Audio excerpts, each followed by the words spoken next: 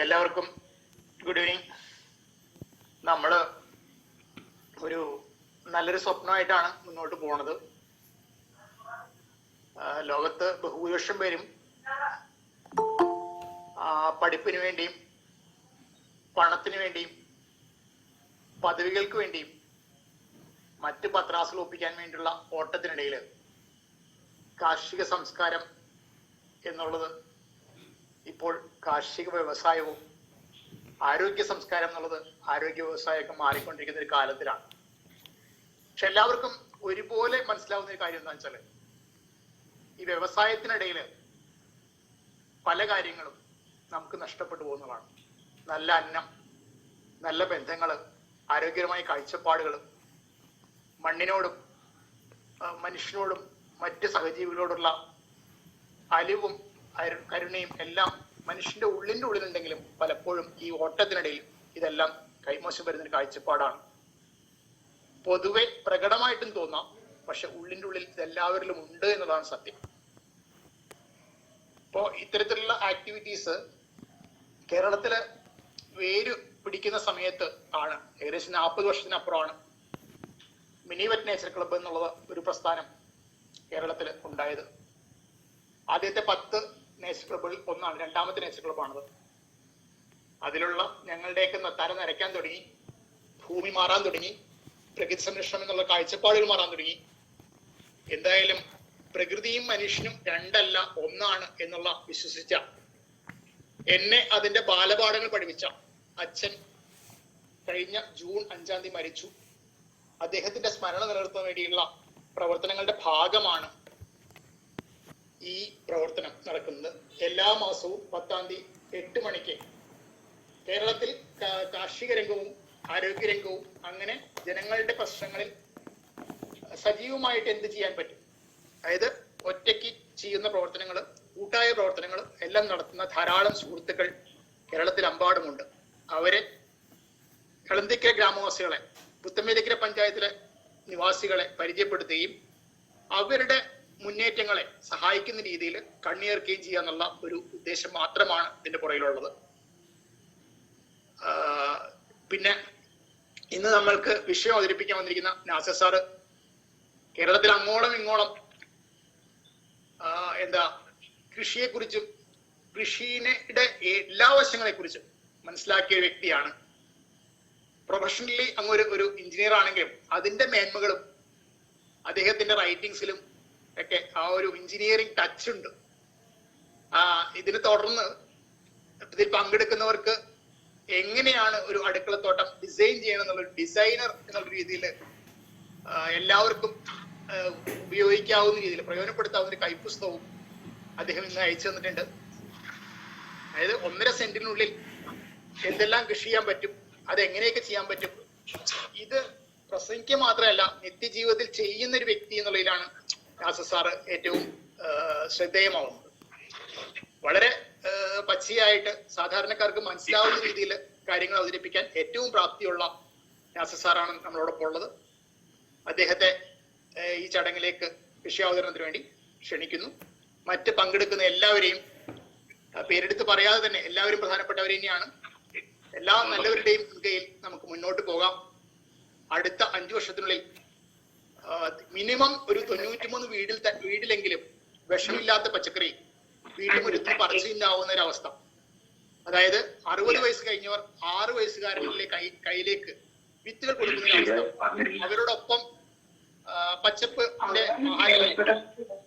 നമ്മളുടെ സ്വയം ചെയ്യാനുള്ള കഴിവിന്റെ ശേഷിയുമെല്ലാം തിരിച്ചറിയുന്ന ഒരു കാലം ഉണ്ടാകട്ടെ എന്ന് ആശംസിച്ചുകൊണ്ട് എല്ലാവരെയും സ്വാഗതം ചെയ്യുന്നു. നന്ദി, നമസ്കാരം. അപ്പോ ആദ്യമായിട്ട് എല്ലാവർക്കും നമസ്കാരം. ഇതിൻ്റെ അത് വളരെ വേണ്ടപ്പെട്ട വളരെ വിശിഷ്ട വ്യക്തിത്വങ്ങളൊക്കെ ഉണ്ട്. ഡോക്ടറുമായിട്ട് കുറെ നാളത്തെ ബന്ധമാണ്. അപ്പോ ഇന്ന് ഡോക്ടർ പറഞ്ഞിരിക്കുന്നത് ഈ അടുക്കളത്തോട്ടങ്ങളുടെ പ്രസക്തി, അടുക്കളത്തോട്ടങ്ങളുടെ ആവശ്യകത എന്താണ്, അടുക്കളത്തോട്ടങ്ങളുടെ ആവശ്യകത എന്താണെന്നുള്ളതാണ് ഇന്നത്തെ സബ്ജക്റ്റ് പറഞ്ഞിരിക്കുന്നത്. വളരെ പ്രധാനപ്പെട്ട ഒരു വിഷയം തന്നെയാണ്. അപ്പൊ ഡോക്ടർ സൂചിപ്പിച്ച കുറെ വിഷയങ്ങളുണ്ട്, അതില് എല്ലാം അതിൻ്റെ അകത്തുണ്ട്. ഇത് വളരെ പ്രധാനപ്പെട്ടത് തന്നെയാണ്. അപ്പൊ അതിനു മുമ്പായിട്ട് എനിക്ക് വളരെ വേണ്ടപ്പെട്ട ഉണ്ണികൃഷ്ണൻ സാറ് ഇവിടെ ഇതിൻ്റെ അത് വന്നിട്ടുണ്ട്. അതുപോലെ തന്നെ ഇതിൻ്റെ അകത്തുള്ള ഒരു പള്ളിയാക്കൽ വിജയൻ എന്ന് പറയുന്നത് ഞങ്ങൾ രണ്ടുപേരും കൂടിയാണ് കളമശ്ശേരിയിൽ ഒരു സുസ്ഥിര കൃഷി വികസനം സാധ്യമാക്കാൻ, സുസ്ഥിര കൃഷി വികസനം, അതായത് ഒരു സമഗ്ര കാർഷിക വികസനം സാധ്യമായിക്കൊണ്ട് നമുക്ക് ഈ പ്രാദേശികമായി ഉൽപ്പാദിപ്പിക്കുന്ന ഉൽപ്പന്നങ്ങൾ അതെല്ലാം നമ്മൾക്ക് നമ്മൾക്ക് കഴിക്കാൻ പറ്റുന്ന രീതിയിൽ ഒരു കാർഷിക വികസനം, അത് പലതരം തട്ടുകളിലെന്ന് പറഞ്ഞാൽ അത് നമുക്ക് വരുമാനമായി മാറണം, നമുക്ക് ആഹാരമായി മാറണം, നമുക്ക് ആരോഗ്യമായി മാറണം, നമുക്ക് അതിജീവനമായി മാറണം. ഇത്തരത്തിൽ നമ്മുടെ കാർഷിക വൃത്തി പണ്ടുണ്ടായിരുന്നു, ഒരു 80-കൾക്ക് മുമ്പുണ്ടായിരുന്നു, അത് പൂർണ്ണമായിട്ട് നഷ്ടപ്പെട്ടു. ഇപ്പോ അത് തിരിച്ചു കൊണ്ടുവരാനുള്ള ശ്രമത്തിൽ ഒരു മണ്ഡലത്തിൽ ഞങ്ങൾ ശ്രമിക്കുന്നുണ്ട്. അതുകൊണ്ടാണ് നമ്മുടെ വിജയൻ സാറ്, ഞാനും വിജയൻ സാറും കൂടിയാണ്, ഞാനും എൻ്റെ അടുത്തൊരു വിജയൻ സാറാണ് എൻ്റെ മുഖ്യ കണ്ണി പ്രവർത്തിക്കുന്നത്. ഞാൻ വിഷയത്തിലേക്ക് വരാം. ഡോക്ടർ പറഞ്ഞ ആ കാര്യത്തിലേക്ക് ഞാൻ വരികയാണ്. കുടുംബകൃഷിയുടെ ആവശ്യകത എന്താണ്? വളരെ പ്രധാനപ്പെട്ട ഒരു ചോദ്യമാണ്. അപ്പോ അതിലേക്ക് വരുന്നതിന് മുമ്പായിട്ട് എനിക്ക് പറയാനുള്ളൊരു കാര്യം, ഞാൻ പറഞ്ഞല്ലോ നമുക്ക് 90% വീടുകളിലും കൃഷി ഉണ്ടായിരുന്നു. 80-കൾക്ക് ശേഷം അത് നഷ്ടപ്പെട്ടു. അത് പരമ്പരാഗത കൃഷിയായിരുന്നു. ആ പരമ്പരാഗത കൃഷി എന്ന് പറയുന്നത് ഏതാണ്ട് 12,000 വർഷത്തെ പാരമ്പര്യമാണ്. 12,000 വർഷങ്ങളായിട്ട് നമ്മൾ കൃഷി ചെയ്തു പോന്നിരുന്നു. അത് പ്രകൃതി സൗഹൃദ ഇടപെടൽ തന്നെയായിരുന്നു. ചില മാറ്റങ്ങളുടെ ഇതിൽ അത് മാറിപ്പോയി. ഇപ്പൊ എന്ത് സംഭവിച്ചു കഴിഞ്ഞാൽ നമ്മുടെ കൃഷി പൂർണ്ണമായിട്ടും നശിച്ചു, ഭൂമി തുണ്ടുവൽക്കരിച്ചു.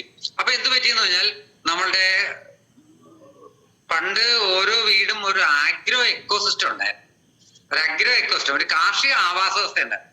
ആ കാർഷിക ആവാസ വ്യവസ്ഥ എന്ന് പറയുന്നത് നമ്മൾക്ക് വീട്ടില് പക്ഷിമൃഗാദികൾ ഉണ്ടാവും. അതായത് ആട്, കോഴി, കോഴി, താറാവ്, മറ്റ് ഇതുകള്, അതുപോലെ തന്നെ മൃഗാദികൾ, അതായത് നമ്മുടെ പശു, ആട്, അതേപോലുള്ള സംഭവങ്ങള്, വൃക്ഷലതാദികള്, പലതരത്തിലുള്ള fruit species, tree species, woody species, വീട്ടുമരങ്ങൾ എന്ന് നമുക്കറിയാം. വീട്ടുമൃഗങ്ങളും വീട്ടുമരങ്ങളും വീട്ടുപക്ഷികളും ഒക്കെ ആയിട്ട് ഓരോ വീടും ഒരു അഗ്രികൾച്ചർ എക്കോസിസ്റ്റം ഉണ്ട്.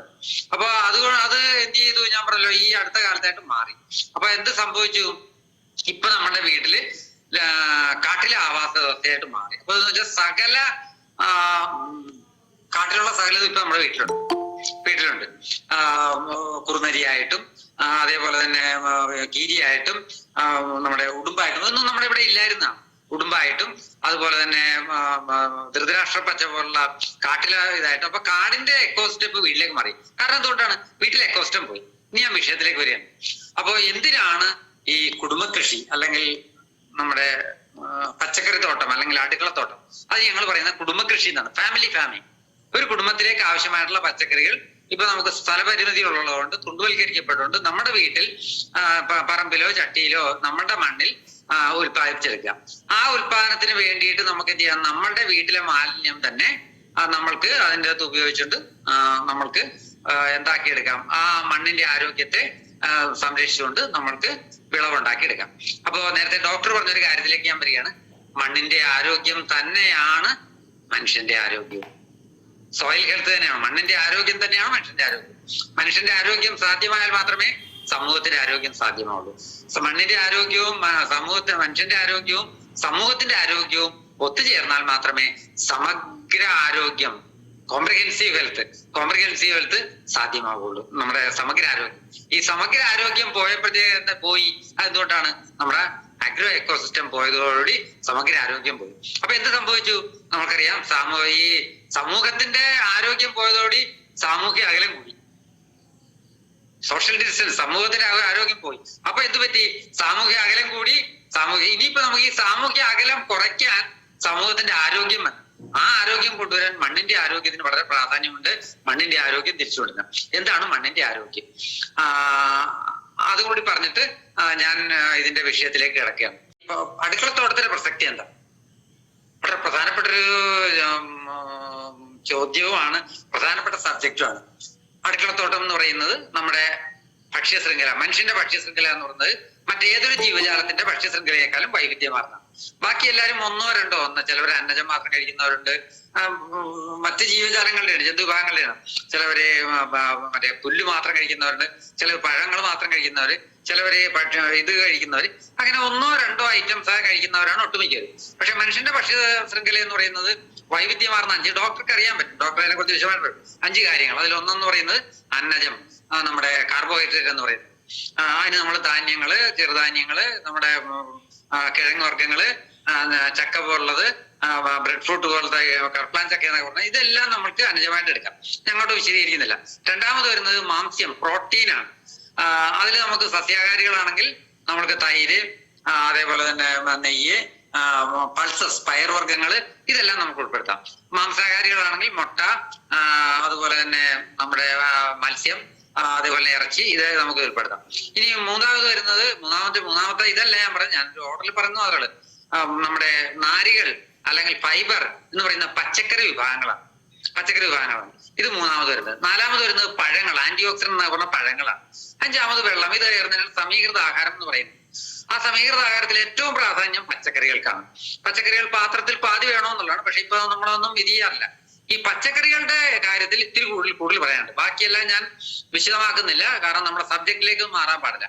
ആ പച്ചക്കറികൾ എന്ന് പറയുന്നത് 4 വിഭാഗങ്ങളാണ്. ആ പച്ചക്കറി എന്ന് പറയുന്നത് ഒന്നിനെ നമ്മൾ വെള്ളരി വർഗ്ഗ വിളകൾ എന്ന് പറയും. വെള്ളരി വർഗ്ഗം, അതായത് ട്രയലിംഗ് ടൈപ്പ്, പടർന്നു കയറുന്നതെല്ലാം വെള്ളരി വർഗ്ഗ വിളകളാണ്. അത് കുക്കുംബറുണ്ട്, നമ്മുടെ ബിറ്റർ ഗോഡ് എന്ന് പറഞ്ഞ പാവലുണ്ട്, സ്നേക്ക് ഗോഡ് എന്ന് പറഞ്ഞ നമ്മുടെ ഇതുണ്ട്, പടവലുണ്ട്, അതുപോലെ തന്നെ നമ്മുടെ റിഡ്ജ് ഗോഡ് എന്ന് പറയുന്ന അതുപോലെ ആഷ് ഗോഡ്, അങ്ങനെയൊക്കെയുള്ള, അതായത് നമ്മുടെ പാവൽ, പീച്ചിൽ, പടവലം, അങ്ങനെയുള്ള എല്ലാം, കുക്കുംബർ, ഇതെല്ലാം ട്രയലിംഗ് ടൈപ്പ് എല്ലാം വെള്ളരി വർഗ്ഗ വിളകളാണ്. കുക്കുബേസിയ എന്ന് പറയുന്നത്.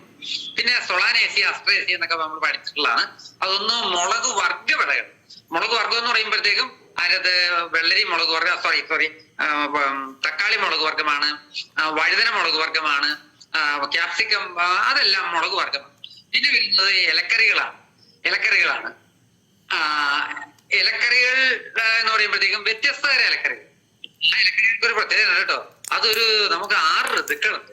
ഓരോ ഋതുവിലും നമ്മൾക്ക് വ്യത്യസ്തമായ ആനക്കൊഴുപ്പ, അതേപോലെ പല കാര്യങ്ങളും നമ്മൾക്ക് കിട്ടും. അത് നമ്മൾ ഉൾപ്പെടുത്താം. ചീര, പലതും ഉണ്ട്. ഇനി നാലാമത് വരുന്നത് പച്ചക്കറിയിൽ നാലാമത് വരുന്ന വേരുവർഗ്ഗം. കിഴങ്ങല്ല. കിഴങ്ങെന്ന് പറയുന്നത് ഉരുളൻകിഴങ്ങായാലും നമ്മുടെ ഇതായാലും എല്ലാം അന്നജമാണ്, അതല്ല കാർബോഹൈഡ്രേറ്റ് ആണ്. കിഴങ്ങെന്ന് പറയാം. വേരുവർഗ്ഗം എന്ന് പറയുമ്പോഴത്തേക്കും നമ്മൾ അതിനകത്ത് ക്യാരറ്റ്, ബീട്രൂട്ട്, റാഡിഷ്, ഞാൻ ഇതുകൊണ്ട് നിർത്തുകയാണ്. അപ്പോ ഈ നമ്മുടെ ഭക്ഷ്യശൃംഖലയില് 5ാമത് വരുന്നത് പഴങ്ങള്. ആ പഴങ്ങൾ എന്ന് പറയുന്നത് നമ്മൾ ആപ്പിളും ഓറഞ്ചും ഒക്കെയാണ്. നേരത്തെ ഡോക്ടർ പറഞ്ഞല്ലോ, ഈ കാർഷിക വ്യവസായം ആയപ്പോഴത്തേക്കും ഈ ഭക്ഷ്യ പരമാധികാരം നമ്മുടെ കയ്യിൽ നിന്ന് പോയപ്പോ ഭക്ഷ്യ പരമാധികാരം വല്ലവരും കൊണ്ടുവന്നു. അപ്പൊ അവർക്ക് എന്താണ് ലക്ഷ്യം? അവരുടെ ലക്ഷ്യം കച്ചവടം മാത്രമാണ്. ആ കച്ചവടത്തിന് അവർക്ക് നിങ്ങളുടെ ആരോഗ്യത്തെ സംരക്ഷിക്കാനുള്ള പച്ചക്കറി പഴങ്ങളല്ല വേണ്ടത്. അവർക്ക് എന്ത് ചെയ്യണം? കേടുകൂടാതിരിക്കണം. 4 മാസം ഇരുന്നാലും ആപ്പിൾ കേടുവരരുത്, അല്ലെങ്കിൽ 6 മാസം ഇരുന്നാലും തക്കാളി കേടുവരും. അത്തരത്തിലുള്ള ഈ സാധനങ്ങൾ നമ്മുടെ അത് നമ്മുടെ ശരീരത്തിന് ഒട്ടും ഗുണകരമല്ല. ഞാൻ പറഞ്ഞിരുന്നത് പഴങ്ങൾ എന്ന് പറയുന്നത് ഓരോ ഋതുക്കളിൽ നിന്ന് ഓരോ ഇതിനും നമുക്ക് കാലാവസ്ഥയിൽ ഉണ്ടാക്കും. ചക്ക ഉണ്ടാവും, മാങ്ങ ഉണ്ടാവും, പേരക്ക കിട്ടും, നമുക്കിവിടെ സപ്പോട്ടയുണ്ട്, അതേപോലെ തന്നെ പപ്പായ ഉണ്ട്, അതേപോലെ പൈനാപ്പിൾ ഉണ്ട്. ഓരോ സീസണിൽ നമുക്ക് ഓരോ പഴങ്ങൾ എടുക്കാം. വാഴപ്പഴമുണ്ട്. ഇതെല്ലാം നമ്മൾക്ക് ഉപയോഗിക്കാം. പക്ഷെ നിർഭാഗ്യവശാൽ അതിനെല്ലാം നമ്മൾ നിഷ്കാസനം ചെയ്ത് നമ്മൾ ഇല്ലാതെയാക്കിക്കൊണ്ട് നമ്മൾ വിദേശങ്ങളിൽ നിന്ന് വരുന്ന പഴങ്ങൾക്ക് അല്ലെങ്കിൽ മറ്റ് ഇതിൽ നിന്നുള്ള പഴങ്ങൾ ഉപയോഗിക്കും. അപ്പോ ഭക്ഷ്യശൃംഖലയിലെ ഏറ്റവും പ്രധാനപ്പെട്ട ഈ 4 വിഭാഗം: 1 നമ്മുടെ അന്നജം, 2 പ്രോട്ടീൻ, 3 നാരുകൾ, പച്ചക്കറികൾ, 5 ഇത്. അതിൽ ഏറ്റവും പ്രധാന നമ്മുടെ ഇതിലെ ഏറ്റവും മുഖ്യ സ്ഥാനം വഹിക്കുന്നത് പച്ചക്കറികളാണ്. ആ പച്ചക്കറികൾ, അപ്പൊ നമ്മുടെ വിഷയം എന്താണ്? കുടുംബകൃഷിയാണ്. ആ പച്ചക്കറികൾ എന്ന് പറയുന്ന 4 വിഭാഗത്തെ നമ്മളുടെ വീട്ടിൽ, നമ്മളുടെ ഇടപെടലിൽ, നമ്മളുടെ മണ്ണിൽ നട്ട് പിടിപ്പിക്കുന്നതിനെയാണ് നമ്മൾ കുടുംബകൃഷി, ഫാമിലി ഫാമിംഗ്, അല്ലെങ്കിൽ അടുക്കളത്തോട്ടം, അല്ലെങ്കിൽ പച്ചക്കറി കൃഷി എന്നൊക്കെ പറയുന്ന നാമമാത്ര കൃഷി പറയുന്നത്. അപ്പോ ഇതിന്റെ ആവശ്യകത എന്താണ്? ഇതിന്റെ ആവശ്യകത ആണല്ലോ, പച്ചക്കറികളാണ് നമ്മുടെ ശരീരത്തിലെ ഏറ്റവും പ്രധാനം എന്ന് പറയും. കാരണം ആ പച്ചക്കറികൾ ഫാം ടു ഫ്രഷ് ആയിരിക്കും. നമ്മൾ തോട്ടത്തിൽ നിന്ന് എടുത്തു കഴിഞ്ഞാൽ നമ്മൾ പെട്ടെന്ന് തന്നെ നമ്മൾ ഉപയോഗിക്കണം. അതെന്തുകൊണ്ടാണ് ആ പച്ചക്കറി അങ്ങനെ ഫാം ടു പ്ലേറ്റ് എന്നുള്ള കൺസെപ്റ്റ് വരുന്നത്? അതായത് പച്ചക്കറി വിഭാഗങ്ങളെല്ലാം നമ്മൾ എടുക്കുക.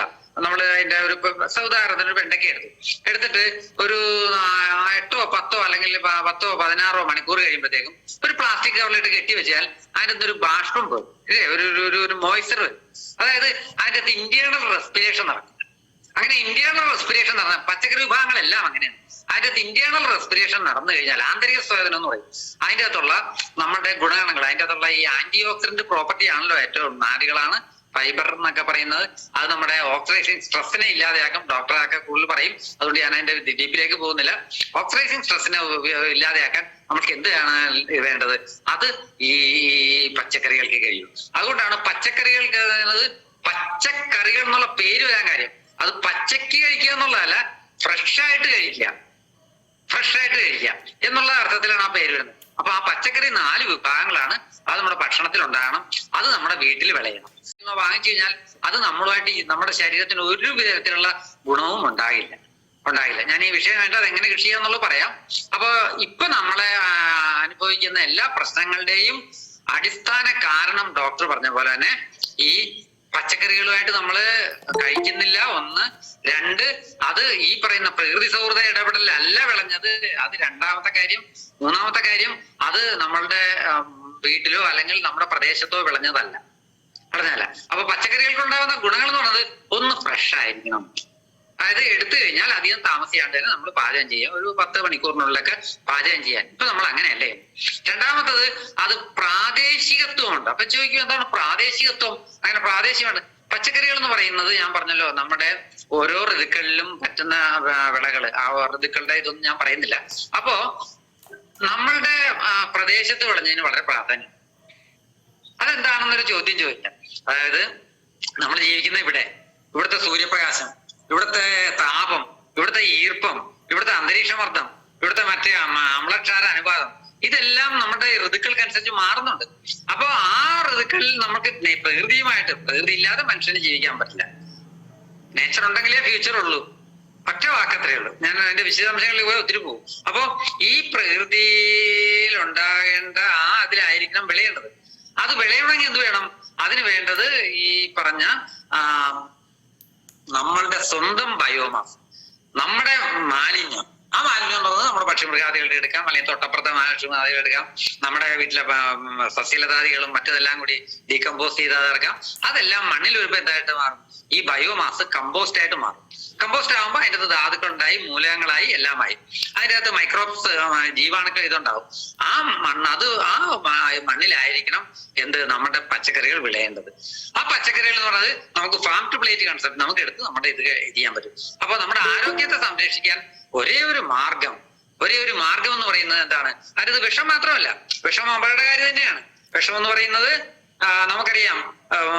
രാസവളങ്ങൾ എന്ന് പറയുന്നത് നമുക്ക് ഭൂമി, ഞാൻ അവിടെയൊക്കെ വർക്ക് ചെയ്തിട്ടുള്ള ഒരാളാണ്. ഭൂമി കുഴിച്ച് ഏതാണ്ട് 5000 അടി താഴ്ചയിൽ നിന്നുകൊണ്ടിരുന്ന പെട്രോളിയം പ്രൊഡക്റ്റ് ആണ്. ആ പെട്രോളിയം പ്രൊഡക്റ്റ് എന്ന് പറയുന്നത് കാർബൺ അല്ല, മറിച്ച് ഹൈഡ്രോ കാർബൺ ആണ്. ആ ഹൈഡ്രോ കാർബൺ നമ്മുടെ മണ്ണിൽ വരുമ്പോൾ മണ്ണിന്റെ ഘടന മാറി, അതിന്റെ ഇത് മാറി, അതിന്റെ മൊത്തം മാറും. അതാണ് നമ്മൾ അനുഭവിക്കുന്നത്. അതിന്റെ കൂട്ടത്തിൽ അതിന് അരോമാറ്റിക് ഹൈഡ്രോ കാർബൺ ആണ്. ആ അരോമാറ്റിക് ഹൈഡ്രോ കാർബൺ ആണ് കീടനാശിനികൾ എന്ന് പറയുന്നത്. ആ കീടനാശിനി അടിച്ചു കഴിഞ്ഞാൽ എന്തെല്ലാം സംഭവിക്കുന്നത് അത് കാർസിനോജിക് ആണ്. ഒറ്റ വാക്കിൽ. കാരണം അത് ഡോക്ടർ പിന്നീട് വിശദമായിട്ട് പറയും. കാർസിനോജിക് ആണ്. അത് സൈക്കോടോക്സിറ്റി ഉണ്ടാക്കും, ജീനോടോക്സിറ്റി ഉണ്ടാക്കും, യാതൊരു സംശയമില്ല. 2 തരം പെസ്റ്റിസൈഡ് ഉണ്ട്. ഒന്ന് കോൺടാക്ട് പെസ്റ്റിസൈഡ് എന്ന് പറയും. അതായത് അടിച്ചൊരു 4-5 ദിവസം കഴിയുമ്പോൾ അതിന്റെ വിഷബീജം പറയും. ഒന്ന് സിസ്റ്റമിക്, അന്തർവ്യാപന ശേഷിയുള്ള പെസ്റ്റിസൈഡ് എന്ന് പറയും. അത് ഏതാണ്ട് 3 മാസം വരെ അതിന്റെ വിഷവീര്യം നിൽക്കും. അപ്പൊ ഇത് അപകടമാണ്. അപ്പൊ വിഷം മാത്രമല്ല പ്രശ്നം, അത് നമ്മൾ വളരുന്ന പ്രദേശവുമായിട്ട് യാതൊരു ബന്ധവുമില്ല. അതാണ് 1ാമത്തെ കാര്യം. 2ാമത്തെ കാര്യമോ അതില് സ്വാഭാവികമായി വിളഞ്ഞതല്ല. എന്താണ്? നമ്മുടെ ജൈവാംശം നമ്മുടെ ഇടപെടലിലൂടെ നമ്മുടെ മണ്ണിൽ അത് ഓർഗാനിക് കാർബണായിട്ട് മാറിക്കൊണ്ട്, അത് ധാതുക്കളായി മാറിക്കൊണ്ട്, അത് നമ്മൾക്ക് വിളയായി മാറുന്ന ആ പ്രക്രിയ ഇവിടെ നടക്കുന്നില്ല. 3ാമത്തെ കാര്യം എന്താണ്? അത് ഏതോ രാജ്യത്ത് ഈ പറഞ്ഞ അന്തർവ്യാപന ശേഷിയുള്ള ഇതടിച്ചാണ് വരുന്നത്. അത് ഇനി അതിൻ്റെ അകത്ത് ഉള്ള ഗുണഗണങ്ങൾ എന്ന് പറയുന്നത് അതിന്റെ കളർ, ഇപ്പൊ ഓരോ ഇതിന്റെയും വഴുതനയുടെയും വെള്ളക്കാളുടെയും അതിന്റെ പിഗ്മെന്റ് എന്ന് പറയുന്നത് അതിനൊക്കെ ഒത്തിരി പ്രാധാന്യം. അതിനകത്തേക്കൊന്നും വിശദാംശങ്ങൾ പോകുന്നത്. അപ്പോ പച്ചക്കറികൾ എങ്കിലും നാം വീട്ടിൽ വിളയിക്കാൻ നമ്മൾക്ക് സാധിക്കും. അത് നമ്മുടെ ആരോഗ്യത്തിന് ഗുണകരമാകും, അത് നമ്മുടെ പരിസ്ഥിതിക്ക് ഗുണകരമാകും. അത് നമ്മുടെ ഇപ്പൊ നമ്മൾ അനുഭവിക്കുന്ന ഏറ്റവും വലിയ പ്രശ്നം എന്താണ്? നമ്മൾ 80 വരെ എവിടെയായിരുന്നു? 80 വരെ നമ്മള് സമ്പന്ന രാജ്യങ്ങൾ, ഡെവലപ്ഡ് കൺട്രീസിന്റെ ഒപ്പമായിരുന്നു കേരളത്തിന്റെ ആരോഗ്യരംഗം. ആരോഗ്യരംഗം 80 കഴിഞ്ഞപ്പോൾ അത് പതുക്കെ കുറയാൻ തുടങ്ങി. ജീവിതശൈലി രോഗത്തിൽ ഏറ്റവും കൂടുതലുള്ളത് ഇപ്പൊ കേരളത്തിലാണ്. ഇന്ത്യ എന്ന സംസ്ഥാനത്തിൽ തന്നെ കേരളത്തിലാണ്. എന്തുകൊണ്ടാണ് കേരളത്തിൽ മാത്രം വരുന്നത്? ഈ പ്രാദേശികമായ പച്ചക്കറികൾ എന്ന് പറയുന്ന അല്പം പോലും നമ്മൾ ഉപയോഗിക്കുന്നില്ല.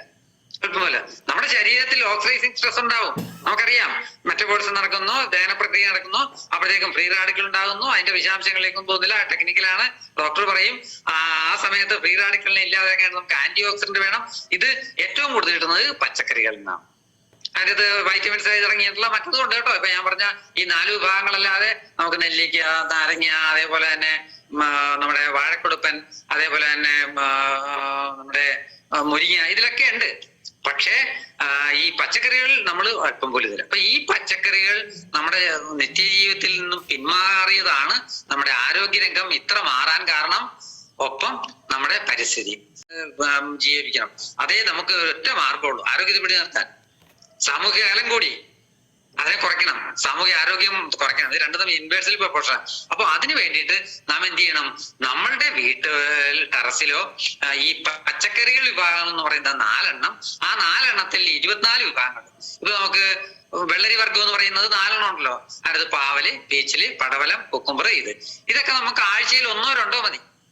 നമുക്ക് തക്കാളി നമുക്കൊരു 10 തക്കാളി വെക്കാം, ഒരു 4 വഴുതന വെക്കാം, ഒരു 5 മുളക് വെക്കാം. നമുക്ക് ഓരോ സീസണിലും ഉണ്ടാകുന്ന ഇലക്കറികൾ അത് നമുക്ക് ഉൾപ്പെടുത്താം. വേരുവർഗം നമുക്ക് ഇവിടെ സാധ്യമല്ല. വേരുവർഗത്തിൽ സാധ്യമാണ്. വേരുവർഗത്തിൽ ഉൾപ്പെടുത്താവുന്ന ഒന്നാണ് നമ്മുടെ മധുരക്കിഴങ്ങ് എന്ന് പറയുന്ന സ്വീറ്റ് പൊട്ടറ്റോ. അത് ഏതാണ്ട് വേരുവർഗം, കാരണം അതിന്റെ 3 മാസം ആണ് അതിന്റെ വിളവെന്ന് പറയുന്നത്. നമ്മുടെ ക്യാരറ്റ്, ബീട്രൂട്ട്, റാഡിഷ് പോലെ ഏതാണ്ട് അതിനോട് കുറച്ച് ഇതുണ്ടെന്നുണ്ടെങ്കിലും നമുക്ക് ഉപയോഗിക്കാൻ പറ്റുന്ന ഒരു സാധനമാണ്. ഏറ്റവും ഹയസ്റ്റ് ബീറ്റാ കരോട്ടിൻ. അപ്പൊ ഇതൊക്കെ നമുക്ക് ഉൾപ്പെടുത്താം. പിന്നെ ക്യാരറ്റും ബീട്രൂട്ടൊക്കെ വേണമെന്നുണ്ടെങ്കിൽ നമുക്ക് എന്തായിരിക്കും നമ്മുടെ ശീതകാലം, നമ്മുടെ ഷോർട്ട് ഡേ എന്ന് പറയുന്നത് പകൽ സമയം കുറഞ്ഞ നവംബർ മുതൽ ഫെബ്രുവരി വരെ നമുക്ക് അതിൻ്റെ അകത്ത് ഉൾപ്പെടുത്താം. അപ്പൊ ഇതെല്ലാം ഉൾപ്പെടുത്തിക്കൊണ്ട് നമ്മുടെ വീട്ടിൽ 1.5 സെന്റിലോ 2 സെന്റിലോ നമ്മൾ ഉൽപ്പാദിപ്പിച്ചെടുക്കുന്ന ആ പ്രക്രിയയാണ് ഈ കുടുംബകൃഷി, നമ്മൾ അടുക്കളത്തോട്ടം എന്ന് പറയുന്നത്. ആ അടുക്കളത്തോട്ടങ്ങളുടെ പ്രസക്തി എന്താണ്? ആ അടുക്കളത്തോട്ടങ്ങളുടെ പ്രസക്തി എന്ന് പറയുന്നത് നിങ്ങളുടെ സകലതിനെ ടച്ച് ചെയ്യും, നിങ്ങളുടെ ആരോഗ്യത്തെ ഗുണകരമാക്കും. ഇനി ഒറ്റ കാര്യം കൂടി ഞാൻ പറയുകയാണ്. ഇപ്പൊ നമ്മുടെ ശരീരത്തിൽ, മനുഷ്യ ശരീരത്തിൽ എത്ര മൂലകങ്ങൾ വേണം? അപ്പോ ഞാൻ അതിൻ്റെ അകത്ത് ഇത് നോക്കിയപ്പോഴത്തേക്കും ഞങ്ങൾ ഈ ഇവരുടെ സംഘടനയൊക്കെ ആയിട്ട് ഒത്തിരി ഇതാണ്. അപ്പൊ അവര് ഫുഡ് കെമിസ്ട്രി പറയുന്നത് ഏതാണ്ട് 37 മൂലകങ്ങൾ വേണമെന്നുള്ളതാണ്. 6 എണ്ണം സോഡിയം, ഇതേപോലുള്ള പ്രധാന മൂലകങ്ങൾ. രണ്ടാമത് ട്രേസ് എലമെന്റ്സ് എന്ന് പറയുന്നത് 11 മൂലകങ്ങൾ, അതായത് 50 മില്ലിഗ്രാം വേണ്ടതാണ്. പിന്നെ അൾട്രാ ട്രേസ് എലമെന്റ്സ് ഉണ്ട്, അതായത് 20 മൂലകങ്ങൾ. അതിനെ എന്ന് പറഞ്ഞാൽ 50 മില്ലി വളരെ കുറച്ച് മതി. 50 മില്ലിഗ്രാമില് വളരെ താഴെ വേണ്ടതാണ്. അപ്പൊ ഞാൻ എന്റെ കാറ്റഗറി ഇതിലേക്കൊന്നും പോകുന്നില്ല. അപ്പോ ഈ 38 മൂലകങ്ങൾ, പ്രധാന മൂലകങ്ങൾ 6 എണ്ണം, ട്രേസ് എലമെന്റ്സ് 11 എണ്ണം, അൾട്രാ ട്രേസ് എലമെന്റ്സ് 20 എണ്ണം, അങ്ങനെ 38 മൂലകങ്ങൾ. ഞാൻ ഈ 38 മൂലകങ്ങളെ കുറിച്ച് പറയാനല്ല, കാരണം നമ്മുടെ സബ്ജക്ട് ഇതാണ്. പക്ഷെ ഞാൻ പറയാൻ വരുന്ന ഒറ്റ കാര്യം മാത്രമേ ഉള്ളൂ, നേരത്തെ ഡോക്ടർ പറഞ്ഞാണ്. ഈ 38 മൂലകങ്ങളും മണ്ണിലുണ്ട്. ഈ മണ്ണും മനുഷ്യനും തമ്മിലുള്ള നാഭീനാളത്തെയാണ്, പൊക്കിൾക്കൊടി ബന്ധത്തെയാണ് നമ്മൾ അഗ്രികൾച്ചർ എന്ന് പറയുന്നത്. നിർഭാഗ്യവശാൽ ആഗോള കമ്പോള ഇവര് നമ്മുടെ ഭക്ഷ്യപരമാധികാരം അവരെ കൈക്കലാക്കി. അതുകൊണ്ട് അവർക്ക് ഒത്തിരി ലക്ഷ്യങ്ങളുണ്ട്, അവരുടെ ഉദ്ദേശങ്ങളുണ്ട്. അപ്പൊ എന്ത് പറ്റി? നമ്മുടെ ഈ പ്രകൃതിയുമായിട്ട് നമ്മള് ഒരു ബന്ധവുമില്ലാത്ത ഒരു ജീവിതമാണ് നമ്മൾ മുന്നോട്ട് പോകുന്നത്. അപ്പൊ ഈ 38 മൂലകങ്ങളും ഇത് ചെയ്യാനായിട്ട് എന്ത് ചെയ്യണം? നിങ്ങൾ ഒറ്റ കാര്യം മാത്രമേ ഉള്ളൂ, നിങ്ങളുടെ ഇടപെടലിൽ നമ്മൾ ഏത് തരക്കാരനായിക്കോട്ടെ, ഡോക്ടർ ആയിക്കോട്ടെ, എഞ്ചിനീയർ ആയിക്കോട്ടെ, സയന്റിസ്റ്റ് ആയിക്കോട്ടെ, ആരും ആയിക്കോട്ടെ, നിങ്ങൾ ഒരു അരമണിക്കൂർ മാറ്റി വെച്ചാൽ, കുടുംബത്തിൽ 4 പേരും കൂടി 5 മക്കളും മാറ്റി വെച്ചാൽ നിങ്ങളുടെ വീട്ടിലേക്ക് ആവശ്യമായിട്ടുള്ള പച്ചക്കറികളെങ്കിലും, ആ പച്ചക്കറി എന്ന് പറയുന്നത് നമ്മുടെ ഭക്ഷ്യശൃംഖലയിലെ ഏറ്റവും പ്രധാനപ്പെട്ടതാണ്. അത് നമ്മൾ 5 ഗുണങ്ങളോടുകൂടി അതിൻ്റെ അകത്ത് നമ്മള് വിഷം, ഭൂമി കുഴിച്ച് 5000 അടി താഴ്ചയിൽ നിന്ന് കൊണ്ടുവന്ന വിഷം ഒന്നും എടുക്കുന്നില്ല. നമ്മള് ഫ്രഷ് ആയിട്ട് നമുക്ക് കഴിക്കാൻ പറ്റുന്നു. പ്രകൃതി സൗഹൃദ ഇടപെടലിലാണ്. നമ്മുടെ മാലിന്യം നമ്മളുടെ ഇടപെടലിൽ നമ്മുടെ വീട്ടിൽ തന്നെ സംസ്കരിച്ചുകൊണ്ട് അതിനെ ധാതുക്കളാക്കി മാറ്റിക്കൊണ്ട് അതിനെ ജീവനാക്കി മാറ്റുന്ന ഒരു പ്രക്രിയയാണ്. അതാണ് ഈ കുടുംബകൃഷി പ്രാധാന്യം. അത്രയുണ്ട് പ്രാധാന്യമുള്ള ഒന്നാണ്. ഇനിയിപ്പോ ജീവിതശൈലി രോഗങ്ങളുടെ എന്താ പറയുക, ഒരു തോതും ഇതൊന്നും ഞാൻ പറയുന്നില്ല. 20ാമത്തെ വയസ്സിൽ ഫാറ്റി ലിവർ ആസിഡ് ആകുന്നവരുടെ എണ്ണം, കുട്ടികളുടെ എണ്ണം എത്രയാണ്? എന്താണ് ഫാറ്റി ലിവർ ആസിഡ്? അത് ഈ ഓക്സിഡൈസിങ് സ്ട്രെസ് ആണ് ഒരു കാരണം. എന്താണ് അത്? പിന്നെ സപ്ലൈ ചെയ്യും. നമ്മളിപ്പോ കൊടുത്തിട്ട് നമ്മൾ കഴിച്ചില്ലെങ്കിൽ അറിയും അത് ലിവറാണ് സപ്ലൈ ചെയ്യുന്നത്. ലിവർ എത്ര നാൾ സപ്ലൈ ചെയ്യാൻ പറ്റും? വളരെ പ്രധാനപ്പെട്ടതാണ്. അപ്പൊ ഞാൻ പറഞ്ഞു വരുന്നത്, പച്ചക്കറി കൃഷി, കുടുംബകൃഷി എന്ന് പറയുന്നത് വെറും ഒരു വിഷരഹിത ഭക്ഷണമോ അല്ലെങ്കിൽ ഒരു വിളവോ മാത്രമല്ല, മറിച്ച് അത് നമ്മളുടെ എന്താ പറയുന്നത്, സകലതുമായിട്ട് മാറുന്നു. നമ്മുടെ എന്താണ് ആഹാരമായിട്ട് മാറുന്നു, നമ്മുടെ അതിജീവനമായിട്ട് മാറുന്നു, നമ്മുടെ ആനന്ദമായിട്ട് മാറുന്നു, നമ്മുടെ ആവാസ വ്യവസ്ഥ പുനരുജ്ജീവനമായിട്ട് മാറുന്നു. അപ്പുറത്തെ വീട്ടിലേക്ക് എറിയുന്നില്ല, നമ്മുടെ വീട്ടിൽ സംസ്കരിക്കുകയാണ്. ആ സംസ്കരിച്ച ഇത് നമുക്ക് ഭക്ഷണമായിട്ട് മാറുന്നു. ഈ തരത്തിലേക്ക് നമ്മൾക്ക് ഈ കുടുംബ കൃഷിക്ക് അത്ര കണ്ട് പ്രാധാന്യമുണ്ട്. അത് ചെറുതായിട്ട് കാണരുത്, അതിന് അത്ര കണ്ട് പ്രാധാന്യമുള്ളതാണ് എന്നാണ് ഞാൻ ഇവിടെ സൂചിപ്പിക്കുന്നത്. ഇവരിലെ വിളവിനും വരുമാനത്തിനും മാത്രമാണ് എന്ന് പൂർണ്ണമായിട്ടും വിശ്വസിക്കുന്ന ഒരു ആധുനിക സമൂഹത്തിലാണ് നമ്മൾ ഇവിടെ നിൽക്കുന്നത്. ഒരിക്കലും അങ്ങനെയല്ല. 12,000 വർഷത്തെ പാരമ്പര്യമുള്ളതാണ് നമ്മുടെ ചരിത്രം എന്ന് പറയുന്നത്. കൃഷി തുടങ്ങിയിട്ട് 12,000 വർഷമായി. നമ്മള് 80 വർഷങ്ങളെ ആയിട്ടുള്ളൂ നമ്മൾ ഈ ഈ ഇത് വന്നിട്ട് ഹരിത വിപ്ലവം വന്നിട്ട്. അതിനു മുമ്പ് നമുക്ക് 8.5 ലക്ഷം ഹെക്ടർ കൃഷിഭൂമി ഉണ്ടായിരുന്നു. അത് 2 ഊപ്പും 3 ഊപ്പൊക്കെ ചെയ്തിരുന്നു. അപ്പൊ 18 ലക്ഷം ഹെക്ടറിൽ കൃഷി ഉണ്ടായിരുന്നു. നിർഭാഗ്യവശാൽ ഇപ്പൊ 1.25 ലക്ഷം ഹെക്ടർ മാത്രമേ നമുക്ക് കൃഷിഭൂമിയുള്ളൂ. അത് കേരളത്തിൽ മാത്രമേ ഉള്ളൂ, വേറെ ഒരു സ്ഥലത്തും ഇല്ല. അപ്പോ ആരോഗ്യത്തിന്റെ ഒരു പ്രധാന ഘടകം ഇതാണ്. അപ്പൊ ഞാൻ പറഞ്ഞു വരുന്നത്, നമ്മളുടെ വീട്ടിൽ നിങ്ങൾ ഏത് തരക്കാരായിരുന്നാലും നമ്മുടെ മാലിന്യം വെച്ചാൽ നമ്മുടെ മാലിന്യം മാത്രമല്ല, മറിച്ച് നമ്മുടെ വീട്ടിലുള്ള ഫുഡ് വേസ്റ്റ്, നമ്മുടെ തൊട്ടടുത്ത് നിൽക്കുന്ന പച്ചിലകളും മറ്റേ ഇതും അതെല്ലാം കൂടി വെച്ചുകൊണ്ട് എങ്ങനെയാണ് മണ്ണ് സമ്പുഷ്ടീകരിക്കുന്നത്, എങ്ങനെയാണ് വിളപരിപാലനം നടത്തുന്നത്, എങ്ങനെയാണ് രോഗകീട നിയന്ത്രണം നടത്തുന്നത്, ഇത് വളരെ പ്രധാനപ്പെട്ടതാണ്. മണ്ണ് സമ്പുഷ്ടീകരണത്തില് ഈ പറയുന്ന മണ്ണ് സമ്പുഷ്ടീകരിക്കാൻ ഒറ്റ മാർഗ്ഗമേ ഉള്ളൂ. മണ്ണിന് വേണ്ടതാണ്. മണ്ണെന്ന് പറയുന്നത് എന്താണ്? അതിനെക്കുറിച്ച് പറയാൻ പോയി കഴിഞ്ഞാൽ, മണ്ണിന്റെ ഗുണഗണങ്ങൾ പറയാൻ പോയി കഴിഞ്ഞാൽ 1 മാസം വേണം. അപ്പോ ആ മണ്ണിലെ ഗുണഗണങ്ങളിൽ ഏറ്റവും പ്രധാനം അതിന്റെ എന്താ പറഞ്ഞ വാട്ടർ ഹോൾഡിംഗ് കപ്പാസിറ്റി, അതിന്റെ ഫിസിക്കൽ പ്രോപ്പർട്ടി, അതിന്റെ കെമിക്കൽ പ്രോപ്പർട്ടി, അതിന്റെ ബയോളജിക്കൽ പ്രോപ്പർട്ടി, ഇത്ര 2 ഗുണങ്ങളുള്ളതാണ് മണ്ണ്. ആ മണ്ണ് തന്നെ എപ്പോഴും നമ്മൾ എന്ത് ചെയ്യണം? മണ്ണിന്റെ സ്ഥായിയായ ഗുണമല്ല, ആ മണ്ണ് അതിനൊരു ഗുണം ഇതുണ്ട്. നമ്മുടെ ലോകത്തിൽ 12 തരം മണ്ണുണ്ട്. അതിൽ 8 തരം മണ്ണ് നമുക്ക് കേരളത്തിലുണ്ട്.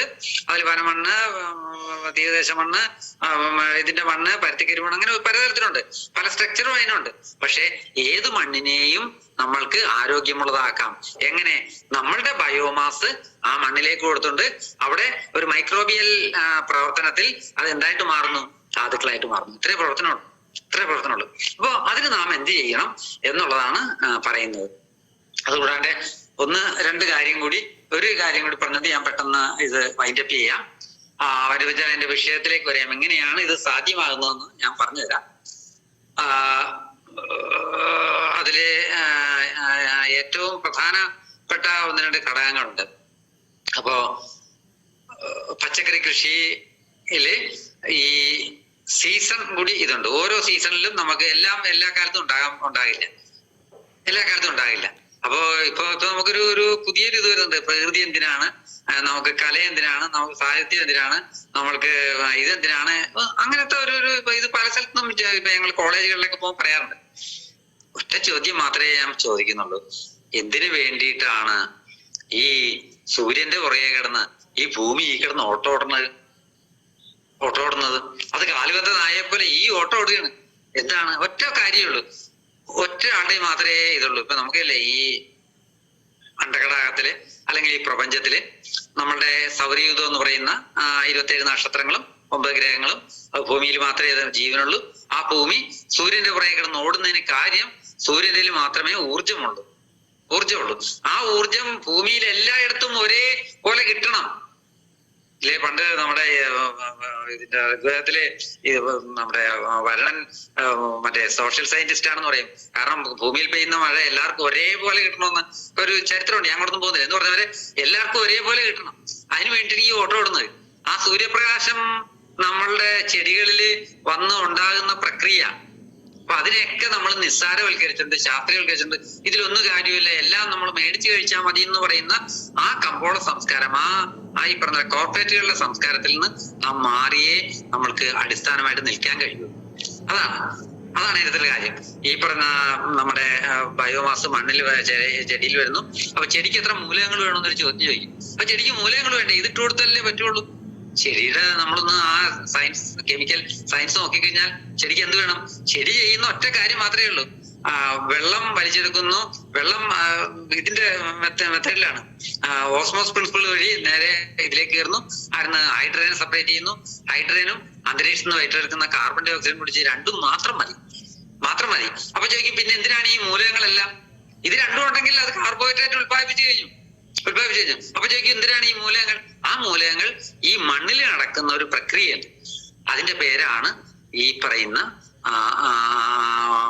മറ്റേ ഈ ചാക്രീകരണം, സീക്വസ്ട്രേഷൻ എന്ന് പറയുന്നത്. ഇപ്പൊ നമ്മളെല്ലാരും കഴിക്കുന്നത് മൂലകങ്ങൾ നോക്കിയിട്ടാണല്ലോ. ഇപ്പൊ തക്കാളിയിൽ എന്താണ്? കാൽസ്യം ഉണ്ടോ, മെഗ്നീഷ്യം ഉണ്ടോ? അത് കൂടുതൽ കഴിക്കാം. അപ്പൊ വേറൊരു ഫ്രൂട്ട് വന്നു, അതിൻ്റെ അകത്ത് ഇന്ന മൂലകങ്ങളുണ്ട്. അപ്പോഴാണ് വേറൊരാൾ കൊണ്ട് ഇതിൻ്റെ അകത്ത് ഈ മൂലകം നോക്കിയിട്ടാണ് നമ്മളിന്ന് ഭക്ഷണം കഴിക്കുന്നത്. പക്ഷെ ഒരു കാര്യം നമ്മൾ ചെയ്യണം, ഈ മൂലകം ഉണ്ടാകുന്നത് ജൈവിക പ്രക്രിയയിലാണ്. ഞാൻ നേരത്തെ പറഞ്ഞല്ലോ, 37 മൂലകങ്ങൾ മണ്ണിലുണ്ട്. അതെങ്ങനെയാണ്? ഈ ബയോമാസ് ഡീകമ്പോസ് ചെയ്യുമ്പോൾ ഈ മൂലകങ്ങളെല്ലാം നമ്മൾക്ക് കിട്ടും. അതുകൊണ്ടാണ് ഞാൻ പറയുന്നത്, നമ്മളുടെ പച്ചക്കറികളെങ്കിലും, ഇപ്പൊ മുഴുവൻ നിങ്ങൾ ഉത്പാദിപ്പിക്കാൻ പറ്റില്ല, അതെങ്കിലും നിങ്ങളുടെ വീട്ടിൽ നമ്മൾ ചെയ്യാം. അപ്പോ അതെങ്ങനെയാണ്? ഇനിയിപ്പോ അതിന്റെ വിഷയത്തിലേക്ക് വരാം. അതെങ്ങനെയാണ് കൃഷി ചെയ്യുന്നത്? അപ്പൊ അതിൻ്റെ അത് പച്ചക്കറികൾ എന്ന് പറഞ്ഞാൽ 4 വിഭാഗം എന്ന് പറഞ്ഞു. ഒന്ന് കുക്കുർബിറ്റ ഫാമിലി എന്ന് പറയുന്ന വെള്ളരി വർഗ്ഗമാണെന്ന് പറഞ്ഞു. അപ്പോ നമ്മൾക്ക് 1.5 സെന്റ് ഉണ്ട്. 1.5 സെന്റ് എന്ന് പറയുന്നത് 60 സ്ക്വയർ മീറ്റർ. നമ്മുടെ ടെറസിന്റെ മേളിൽ 4 കോർണറിലായിട്ട് നമ്മൾ ഒരു പാവൽ വെച്ചാൽ മതി. 1 or 2 പാവല് ഒരു താങ്ങ് പന്തലിൽ നമുക്ക് ചെയ്യാം. അതിന് പന്തലൊന്നും കിട്ടാൻ നമുക്ക് ഇത് പറ്റില്ല. ഒരു വടി വെച്ചിട്ട് ഒരു സൈക്കിൾ ഡ്രം വെച്ച് കഴിഞ്ഞാൽ, ഞാൻ എന്റെ ഫോട്ടോ ഡോക്ടർക്ക് അയച്ചു വിടുന്നുണ്ട്, സൈക്കിൾ ഡ്രം വെച്ച് കഴിഞ്ഞാൽ ഒരു താങ്ങ് പന്തലായി. അതിലേക്ക് കയറ്റിട്ട് നമുക്ക് ഒരാഴ്ചയിൽ 2 പാവയ്ക്കാൻ മതി. ഒരാഴ്ചയിൽ നമുക്ക് 2 പടവലങ്ങ കിട്ടിയാൽ മതി, അല്ലെങ്കിൽ 1 പടവലങ്ങ കിട്ടിയാൽ മതി. ഒരാഴ്ചയിൽ ഒരു ബീച്ചിൽ കിട്ടിയാൽ മതി. ഒരാഴ്ചയിൽ നമുക്കൊരു 5-6 കുക്കുമ്പർ കിട്ടിയാൽ മതി. അപ്പൊ 1 വെള്ളരി വർഗ്ഗവിളകൾ, 4 ഇത് 2 എല്ലാം കൂടി ഒരുമിച്ച് വളർത്താൻ പാടില്ല. കാരണം ഇത് പോളിനേഷൻ വന്നിട്ട് അത് ഇതായി പോകും. അപ്പൊ അതുകൊണ്ട് 4 കോർണറിലായിട്ട് 4. ബാക്കി വരുന്നത് എന്താണ്? വെള്ളരി മുളക് വർഗ്ഗ വിളകളാണ്. മുളക് വർഗ്ഗ വിളകളിൽ ഞാൻ പറഞ്ഞല്ലോ, ഒന്ന് വഴുതന മുളക് വർഗ്ഗമാണ്, തക്കാളി മുളക് വർഗ്ഗമാണ്, മുളക് വർഗ്ഗത്തിൽപ്പെട്ടാണ്, കാന്താരി, ക്യാപ്സിക്കം, ഇതിൽ. അപ്പൊ അതെല്ലാം നമ്മൾക്ക് എന്ത് ചെയ്യാം? അതുപോലെ തന്നെ വെണ്ട, ഇതെല്ലാം നമ്മൾക്ക് ഇതിൽപ്പെടുത്താം. നമ്മുടെ ചട്ടികളിലോ അല്ലെങ്കിൽ ഇതിൻ്റെ അകത്തോ നമ്മുടെ അറേഞ്ച് ചെയ്ത് വെക്കാം. ഒരു 1/2 മീറ്റർ അളവിട്ട് അതിന്റെ നടുക്ക് കാണുന്ന 1.5 സെന്റിൽ നടുക്ക് കാണുന്ന സ്ഥലത്ത്. പിന്നെ വരുന്നത് ഇലക്കറികൾ. ഓരോ സീസണിലുള്ള ചീര, നമ്മുടെ ഇവിടെ വിളയുന്ന ഓരോ സീസണൽ അത് അതിൻ്റെ അകത്ത് അറേഞ്ച് ചെയ്ത് വെക്കാം. പിന്നെ വിന്റർ സീസൺ ആണെങ്കിൽ മാത്രമേ നമുക്ക് വേരുവർഗ്ഗങ്ങൾ പെടുത്താവുള്ളൂ. പക്ഷെ ചീമക്കപ്പ എന്ന് പറയുന്നത് അതൊക്കെ നമുക്ക് അതിനകത്ത് ഉൾപ്പെടുത്തിക്കൊണ്ട് നമ്മുടെ വീട്ടിൽ മറ്റാവശ്യങ്ങളുള്ള ഇഞ്ചി, മഞ്ഞൾ, ഇതെല്ലാം നമുക്ക് ഗ്രോ ബാഗിൽ പെടുത്താം. അപ്പൊ ഇതെല്ലാം കൂടി ചേർന്നാണ് കുടുംബകൃഷി എന്ന് പറയുന്ന ആ സംഭവം. അതിൽ കൃഷിയിൽ എന്ന് പറയുമ്പോൾ നമ്മൾ 3 കാര്യങ്ങളാണ് ഏറ്റവും ശ്രദ്ധിക്കേണ്ടത്. ആ 3 കാര്യങ്ങൾ വളരെ പ്രധാനപ്പെട്ടതാണ്. ഒന്ന് റിവൈവിങ് ദി സോയിലാണ്, മണ്ണ് സമ്പുഷ്ടീകരണമാണ്. എങ്ങനെയാണ് മണ്ണിൽ സമ്പുഷ്ടീകരിക്കുന്നത്? മണ്ണ് സമ്പുഷ്ടീകരിക്കാൻ രാസവളം ഇല്ലാതെ പറ്റുമോ? തീർച്ചയായിട്ടും പറ്റും. രാസവളം എന്താണ്? ഞാൻ പറഞ്ഞല്ലോ, ഹൈഡ്രോകാർബൺ ആണ്. മണ്ണിൽ നടക്കേണ്ട പ്രക്രിയ എന്താണ്? മണ്ണിൽ നടക്കേണ്ടത് സീക്വസ്ട്രേഷൻ, ചാക്രീകരണം, ചയാപചയം, സൈക്ലിക് ദഹന പ്രക്രിയ. എങ്ങനെയാണ്? നമ്മുടെ ബയോമാസ് നമ്മളുടെ ഇടപെടലിൽ അവിടെ ഓർഗാനിക് കാർബൺ ആയിട്ട് മാറുന്നു. അങ്ങനെ ഓർഗാനിക് കാർബൺ ആയി കഴിഞ്ഞാൽ അതിൻ്റെ അകത്ത് എല്ലാ മൂലകങ്ങളും, നമ്മൾക്ക് ആവശ്യമുള്ള എല്ലാ മൂലകങ്ങളും കിട്ടുന്നു. ഇതാണ് നടക്കുന്നത്. അപ്പൊ ഒന്ന് സോയിൽ റിവൈവിങ്. എന്ത് ചെയ്യണം? ബയോമാസ് കൊടുക്കണം, അതിന്റെ കൂടുതൽ സ്റ്റിമുലിയന്റ്. അപ്പൊ പണ്ട് കാലങ്ങളിൽ ഈ സ്റ്റിമുലിയന്റ് ഒക്കെ ആൾക്കാർ കൊടുത്തിരുന്നു. ആൾക്കാർക്ക് അറിയാമായിരുന്നു. അതായത് നമ്മുടെ എല്ലാ വീടുകളിലും പക്ഷിമൃഗാദികളും പശുക്കളുണ്ടായിരുന്നു. പശുക്കൾ എന്ന് പറഞ്ഞാൽ നാടൻ ദേശീയ ഇതായിരുന്നു, പെട്ടതായിരുന്നു. അതിന്റെ ചാണകത്തിലാണ് പ്രാധാന്യം എന്ന് പറഞ്ഞാൽ ഏറ്റവും കൂടുതൽ അതിന്റെ നടക്കുന്ന ദഹന പ്രക്രിയ എന്ന് പറയുന്നത്, പശുവിന്റെ ദഹന പ്രക്രിയ എന്ന് പറയുന്നത് മൈക്രോബിയൽ ഡൈജഷൻ ആണ്. അതിന്റെ 4 അറയിൽ കൂടി കടന്നിട്ട് തെകിട്ടിയെടുത്ത് അത് ഇത് ചെയ്ത് മൈക്രോബിയൽ ഡൈജഷൻ ആണ്. നമ്മുടെ അസിഡിക് ഡൈജഷൻ ആണ്. അപ്പോ പശുവിന്റെ ഇതിന് മൈക്രോബിയൽ ഡൈജഷൻ ധാരാളം മൈക്രോബ്സ് ഉണ്ട്. അതുകൊണ്ട് തന്നെ മണ്ണിൽ വീണ് കഴിയുമ്പോൾ അതെന്തായിട്ട് മാറി? അത് സോയിൽ സ്റ്റിമുലന്റ് ആയിട്ട് മാറി. അതായത് വളർച്ചാത്തൊരാണ് ഈ ബയോമാസിനെ അത് വിഘടിപ്പിക്കാൻ അല്ലെങ്കിൽ ഈ ജീവാണുക്കളുടെ പ്രക്രിയയിൽ അത് ധാതുക്കളാക്കി മാറ്റാൻ ഇതിന് കഴിയും. അതാണത് അതിന്റെ പ്രത്യേകത. അതുകൂടാതെ ഇപ്പൊ സോയിൽ സ്റ്റിമുലന്റ് നമ്മുടെ ലാബുകാരുണ്ടാക്കി വെക്കുന്നുണ്ട്. Pseudomonas, Azospirillum, Azotobacter, Trichoderma, mycorrhiza, പ്രോബയോട്ടിക്കുകൾ. അതല്ലാതെ തന്നെ നമ്മുടെ വീട്ടിലുണ്ടാകുന്ന ഈ പഞ്ചഗവ്യം, ജീവാമൃതം, അമൃതലായനി, ആർക്കെ ബാക്ടീരിയ, ഹരിത കഷായം എന്നുള്ള ഇതെല്ലാം നമ്മൾ പണ്ട് കാലങ്ങളിൽ ഉപയോഗിച്ചിരുന്നു. അത് ഈ ഇതിനേക്കാളും ഗുണകരവുമാണ്. അത് നമ്മൾ ശ്രദ്ധിക്കണം. അപ്പോ ഒറ്റ വാക്ക് ഇതാണ് കൃഷി. എന്താണ് അത്? 3 കാര്യമാണ്. ഏതൊക്കെയാണ്? ഒന്ന് മണ്ണ് സമ്പുഷ്ടീകരണം. അതെങ്ങനെയാണ്? നിങ്ങളുടെ ബയോമാസ്. ഇനിയിപ്പോ നമ്മുടെ വീട്ടിൽ ബയോമാസ് ഒന്നും ഇല്ല എന്നുണ്ടെങ്കിൽ തൊട്ടപ്പുറത്തെ വീട്ടിൽ ചാണകം ഉണ്ടെങ്കിൽ അതെടുക്കാം, അത് ബയോമാസിൽ എടുക്കാം. നമ്മുടെ വീട്ടിലെ കരിയിലയും പച്ചിലയും ഇതെല്ലാം നമുക്ക് എടുക്കാം. പിന്നെ നമ്മുടെ വീട്ടിലെ മാലിന്യം ഒരു കമ്പോസ്റ്റിൽ ഇട്ടിട്ട് കഴിഞ്ഞാൽ നമ്മുടെ ഇനോക്കുലം ഇട്ടോ അല്ലെങ്കിൽ മണിര ഇട്ടോ അല്ലെങ്കിൽ അല്ലാത്ത രീതിയിൽ ബയോഗ്യാസ് ഇത് വെച്ച് 100 കണക്കിന് മാർഗത്തിൽ നമുക്ക് അതിനെ കമ്പോസ്റ്റ് ആക്കി മാറ്റാം. ഈ കമ്പോസ്റ്റ് ആയതിൽ കഴിഞ്ഞാൽ എന്താണ്? ബയോമാസ് കമ്പോസ്റ്റ് ആയി കഴിഞ്ഞാൽ അത് ധാതുക്കളായി, അതിൻ്റെതെല്ലാം മൂലകങ്ങളുമായി, അതിനകത്ത് മണമില്ല, അതിന്റെ pH കറക്റ്റ് ആയി. ഈ രീതിയിൽ അപ്പൊ അങ്ങനെ വന്നു കഴിഞ്ഞാൽ മണ്ണ് സമ്പുഷ്ടീകരണം കറക്റ്റായി. പിന്നെ എന്താണ്? വിളപരിപാലനം, ക്രോപ്പ് മാനേജ്മെന്റ്. ഒരു വിളയെ പരിപാലിക്കാൻ എന്തെല്ലാം വേണം? അതിന് സൂര്യപ്രകാശം വേണം. ഓരോന്നിനും ഓരോ അളവും തൂക്കവും ഒക്കെ ഉണ്ട്. ഇപ്പോ നമ്മുടെ കൂവ പോലുള്ളതൊക്കെ ആണെങ്കിൽ വളരെ കുറവ് മതി. നമ്മുടെ പച്ചക്കറിക്കാണെങ്കിൽ ഏതാണ്ട് 50% തൊട്ട് 60% വരെ കിട്ടുന്ന സൂര്യപ്രകാശത്തിന്റെ 60% പച്ചക്കറികൾക്ക് വേണം. ഇപ്പൊ തെങ്ങ്, മാവ്, പ്ലാവൊക്കെ ആണെങ്കിൽ 80 മുതൽ 90 വരെ വേണം. അതുകൊണ്ടാണ് അത് മേളിൽ പോയിരിക്കുന്നത്. ഒറ്റ കാര്യം, പ്രകൃതിയിലേക്ക് നമ്മൾ നോക്കിയാൽ മതി. അപ്പോ ഇതായി. അതാണ് വിളപരിപാലനത്തിൽ. ഒന്ന് സൂര്യപ്രകാശം, 2 മൂലകങ്ങൾ. മൂലകങ്ങൾ എന്ന് പറഞ്ഞത് ഒരു ചെടി വളർന്നു. ഞാൻ നേരത്തെ മനുഷ്യന്റെ കാര്യം പറഞ്ഞു, 37 മൂലകങ്ങൾ ഫുഡ് കെമിസ്ട്രി പറയുന്നുണ്ട്. ചെടികൾക്ക് വേണ്ട 17 മൂലകങ്ങൾ വേണം. അതിനകത്ത് 14 മിനറലാണ്. ആ 14 ഒന്ന് nitrogen, phosphorus, potassium, calcium, magnesium sulphate, അതേപോലെ ബോറോൺ, സിങ്ക്, കോപ്പർ, അങ്ങനെയൊക്കെയുള്ള കുറെ മൈക്രോ ന്യൂട്രിയന്റുകൾ ചേർന്ന് 14 മൂലകങ്ങൾ. 3 നോൺ മിനറലാണ്, അന്തരീക്ഷത്തിൽ തന്നെയുള്ളതാണ്. ഈ 14 മൂലകങ്ങൾ അതിന് ഫസ്റ്റ്, സെക്കൻഡ്, തേർഡ് എന്ന് നമ്മൾ പറയും, മാക്രോ ന്യൂട്രിയന്റ് എന്ന് പറയും. ഒറ്റ കാര്യം മാത്രമേ ഉള്ളൂ, ഇതൊന്നും നിങ്ങൾ ഇത് ചെയ്യണ്ട. ഇതെല്ലാം ഈ മണ്ണ് സമ്പുഷ്ടീകരണം സാധ്യമായാൽ മണ്ണിൽ ഇതെല്ലാം മൂലകങ്ങളും ഉണ്ടാവും. ഓർഗാനിക് കാർബണായി മാറിക്കഴിഞ്ഞാൽ മണ്ണിൽ ഇതെല്ലാം ഉണ്ടാവും. ഇതൊന്നും നിങ്ങൾ കൊടുക്കേണ്ട കാര്യമില്ല, മണ്ണിലുണ്ട്. അപ്പൊ മണ്ണ് സമ്പുഷ്ടീകരണത്തില് മിനറൽസ് ആവശ്യമായി. പിന്നെ മൈക്രോബ്സിന് സൂക്ഷ്മാണുക്കളുടെ സാന്നിധ്യമുണ്ട്. പണ്ട് കാലങ്ങളിൽ നമ്മൾ ചാണകം ധാരാളം ഉപയോഗിച്ചിരുന്നു. പണ്ട് കാവുകളിൽ ധാരാളം ഇലകളും ഇതെല്ലാം പിടിച്ചിരുന്നു. അവിടെ പക്ഷിമൃഗാദികളും വൃക്ഷമൃഗ ഇതെല്ലാം കൂടി പരസ്പരം പ്രണയിച്ചും കലയിച്ചും കൊന്നുനിന്നും ഒക്കെ ജീവിച്ച് അവരുടെ ഫീക്കൽ മാറ്റേഴ്സ്, അവരുടെ ഫുഡ് വേസ്റ്റ്, അവരുടെ ഇത് ജീർണിച്ച ഇതെല്ലാം മണ്ണിൽ വീഴുകയും ഈ പറഞ്ഞ നമ്മുടെ കാവുകളിൽ കൊണ്ടുപോയി നമ്മുടെ അമ്മമാരും ഇവരെന്ത് ചെയ്യും? ഈ അടിച്ചു കളിക്കുന്നത് എന്താ? ചാണകമാണ്. ചാണകം ചെന്നാൽ എന്തായിട്ട് മാറും? ഇത് സോയിൽ സ്റ്റിമുലന്റ് ആയിട്ട് വർക്ക് ചെയ്യും. അപ്പോ മണ്ണ് ഹെൽത്തിയായി. ആ രീതിയിലായിരുന്നു മണ്ണ് ഹെൽത്തി ആക്കിയിരുന്നത്. അപ്പോ ഒറ്റ വാക്കിൽ പറഞ്ഞു കഴിഞ്ഞാൽ ഈ നമ്മുടെ 4മതുണ്ട്. ഒന്ന് സൂര്യപ്രകാശം, ക്രോപ്പ് മാനേജ്മെന്റില്. ഒന്ന് സൂര്യപ്രകാശം, 2 എയറും കാർബൺ ഡൈ ഓക്സൈഡും ഓക്സിജനും. അത് അന്തരീക്ഷത്തിൽ തന്നെ ഉണ്ട്. അതിന് നമ്മളെ കുറിച്ച് കൂടുതൽ പറയുകയും വേണ്ട, പഠിക്കുകയും വേണ്ട. 3 മൂലകങ്ങൾ, 17 മൂലകങ്ങൾ വേണം. അതിൻ്റെ 14 മിനറലാണ്. ആ 14 നിങ്ങൾക്ക് മണ്ണ് സമ്പുഷ്ടമായാൽ എല്ലാം കിട്ടും. 4മത് വരുന്നത് എന്താണ്? ഈ പറഞ്ഞ സ്റ്റിമുലിയന്റ് അല്ലെങ്കിൽ മൈക്രോബ്സ് ആണ്, മൈക്രോബയോൺ. അത് നമുക്ക് മണ്ണിൽ ഈ പ്രക്രിയ ഉണ്ടായി കഴിഞ്ഞാൽ ധാരാളം കിട്ടും. ഈ 5മത് വേണ്ടതാണ് വെള്ളമാണ്. വെള്ളത്തിന് മാത്രം നമ്മൾ ശ്രദ്ധ കൊടുക്കും. വെള്ളം മാത്രം ഒഴിക്കുന്നത് മാതൃസ്പർശം, അമ്മയുടെ തലോടൽ പോലെയായിരിക്കും. പക്ഷെ നമ്മളിപ്പോ ആരും വെള്ളം ഒഴിക്കുന്നത് അങ്ങനെയല്ല, കുത്തിയോ അല്ലെങ്കിൽ കുറെ കലക്കിയോ ഇങ്ങനെയാണ്. അപ്പൊ എന്ത് പറഞ്ഞാൽ മണ്ണിന്റെ ഗുണഗണങ്ങളുണ്ട്. ഒരു 4 മണിക്കൂർ നിന്നാലും തീരില്ല മണ്ണിന്റെ ഗുണഗണങ്ങളെ കുറിച്ച്. സോയിൽ കെമിസ്ട്രി വളരെ പ്രധാനപ്പെട്ടതാണ്.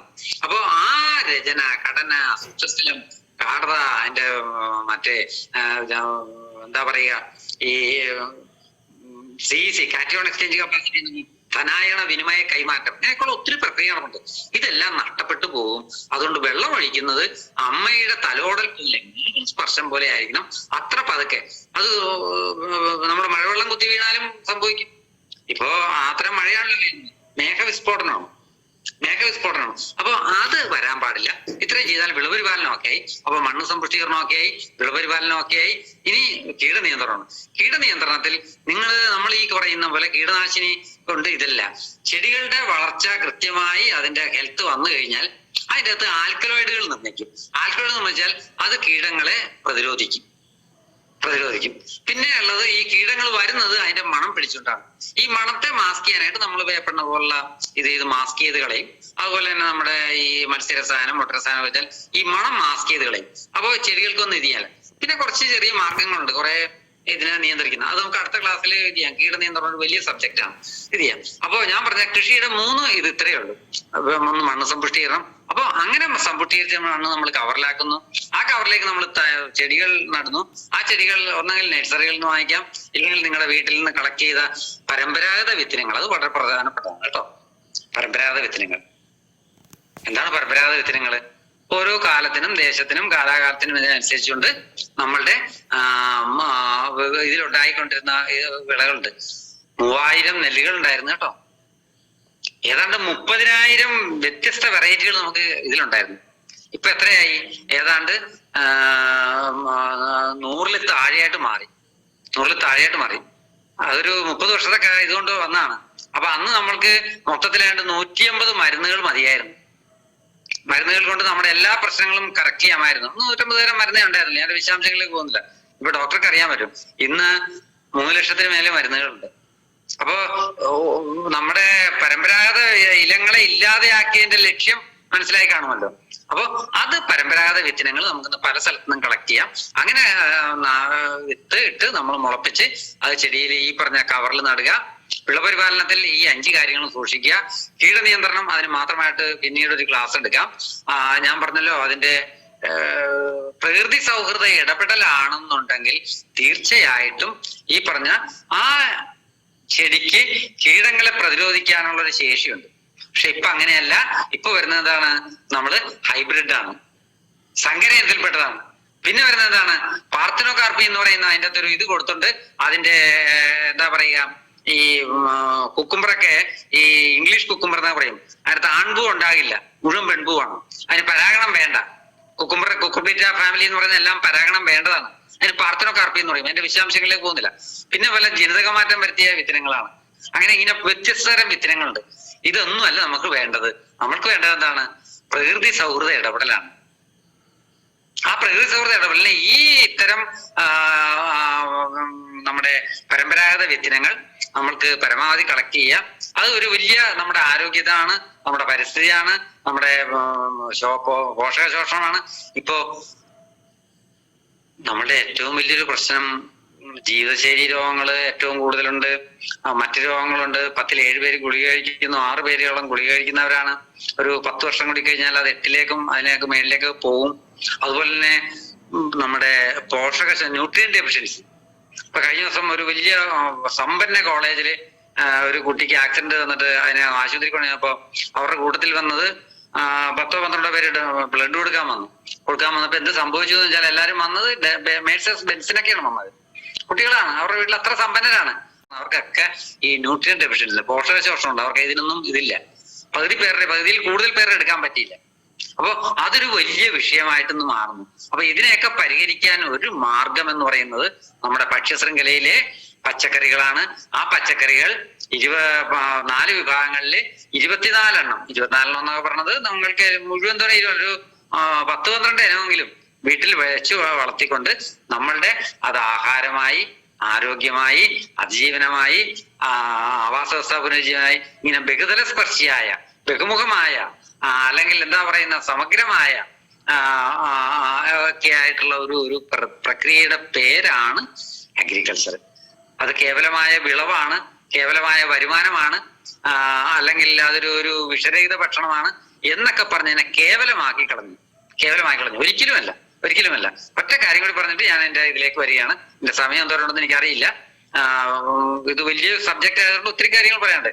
എന്താണ് നേച്ചർ? ഡോക്ടർ ചോദിച്ചൊരു കാര്യം, എന്താണ് നേച്ചർ? നമ്മുടെ കുട്ടികളോടൊക്കെ ചോദിച്ചാൽ പറയും, പ്രകൃതി കാണാൻ ഒന്നെങ്കിൽ കാട്ടിൽ പോകണം, അല്ലെങ്കിൽ കടലിൽ പോകണം. പക്ഷെ രണ്ടിടത്തും പ്രകൃതിയില്ല. പ്രകൃതി എന്ന് പറയുന്നത് നാം ഉള്ളിലേക്ക് വലിക്കുന്ന ശ്വാസമാണ്. അത് ഈ ചെടികൾ പുറത്തേക്ക് വിടുന്ന നമ്മുടെ നിശ്വാസവായു സ്വീകരിച്ചുകൊണ്ട് അവൻ പുറത്തേക്ക് വിടുന്നത് അത് നമ്മുടെ പ്രാണവായുവാണ്. നമ്മുടെ ബയോമാസ്, നമ്മുടെ ജൈവാംശം അത് മണ്ണിൽ വന്നിട്ട് അവിടെ നടക്കുന്ന പ്രക്രിയയിൽ അത് നമുക്ക് ആഹാരമായിട്ട് വരുന്നത്. ഈ പ്രക്രിയയിലൂടെയാണ് ഈ മണ്ണിൽ വെള്ളം പിടിച്ചു നിർത്തുന്നത്. നമുക്കറിയാലോ 2018 വെള്ളപ്പൊക്കത്തില് 4 മീറ്റർ വെള്ളം പൊങ്ങി 2 മാസം കഴിഞ്ഞപ്പോ 8 മീറ്റർ വെള്ളം താന്നു. എന്താ സംഭവിക്കുന്നത്? മണ്ണിന്റെ ഘടനയും രചനയും എല്ലാം പോയി. അപ്പൊ എന്താ സംഭവിക്കുന്നത്? അതിന്റെ വെള്ളം പിടിച്ചു നിർത്താനുള്ള കപ്പാസിറ്റി, വാട്ടർ ഹോൾഡിംഗ് കപ്പാസിറ്റി, അതാണ് നമ്മളുടെ ഇപ്പൊ ഇതായിട്ട് വരുന്നത്. അല്ലാണ്ട് പെയ്യുന്ന മഴ മാത്രമല്ല, ആ വാട്ടർ ഹോൾഡിംഗ് കപ്പാസിറ്റിയാണ് വെള്ളത്തിന്റെ ക്വാളിറ്റി നിശ്ചയിക്കുന്നത്. അപ്പൊ ഈ പുറത്ത് ഒഴുകുന്നതുകൊണ്ടാണ് എന്റെ ശരീരത്തില് വെള്ളം ഇത് ചെയ്യുന്നത്. നമ്മുടെ ശരീരത്തിലെ മൈക്രോബ്സ് ഏതാണ്ട് ഇതിന്റെ കണക്ക് പറയുന്നത് 1200 ട്രില്യൺ മൈക്രോബ്സ് നമ്മുടെ ശരീരത്തിലുണ്ട്. അപ്പൊ ഈ മൈക്രോബ്സ് ഉള്ളത് ഈ പുറത്ത് നമ്മുടെ മണ്ണിൽ ഇത് ഉള്ളത് കൊണ്ടാണ്. ഇത് തമ്മിൽ വലിയ കണക്ഷനാണ്. അതിന്റെ ഇതിലേക്കൊന്നും ഞാൻ ചർച്ചയിലേക്ക് വരുന്നില്ല. അപ്പൊ പ്രകൃതി എന്താണ്? പ്രകൃതി കാട്ടിലും കടലിലും അല്ല, അവിടെ ഒന്നുമില്ല. നമുക്ക് പറയും നമ്മൾ കാട്ടിലാണ് കടലിലാണ്, പക്ഷെ നമ്മുടെ ഉള്ളിലേക്ക് വരിക്കുന്ന ശ്വാസമാണ്, നമ്മുടെ കാൽച്ചുവട്ടിലുള്ള മണ്ണിലെ ജൈവാംശമാണ്, അവിടെയുള്ള കോടാനുകോടി മൈക്രോബ്സ് ആണ്, അവിടെയുള്ള അങ്ങനെ ഒത്തിരി പറയാൻ കഴിയും. അപ്പോ അത് വളരെ പ്രധാനപ്പെട്ടതാണ്. അപ്പോ അഗ്രികൾച്ചറിനെ ഒരിക്കലും അങ്ങനത്തെ ഒരു ചരിത്രം നമുക്കില്ല, 10000 വർഷങ്ങളുടെ ചരിത്രമില്ല. പക്ഷെ അഗ്രികൾച്ചർ നിർഭാഗ്യവശാൽ നമ്മൾ ആ രീതിയിലാക്കി. അതിന് കച്ചവട താല്പര്യങ്ങൾക്ക് ഒത്തിരി ഇതുണ്ട്. ഞാൻ പറഞ്ഞല്ലോ, ഈ ഭക്ഷ്യപരമാധികാരം അവരുടെ കയ്യിലായി കഴിഞ്ഞാൽ പിന്നെ ബാക്കി എന്താണ്? പിന്നെ നമ്മളൊന്നും നോക്കണ്ട.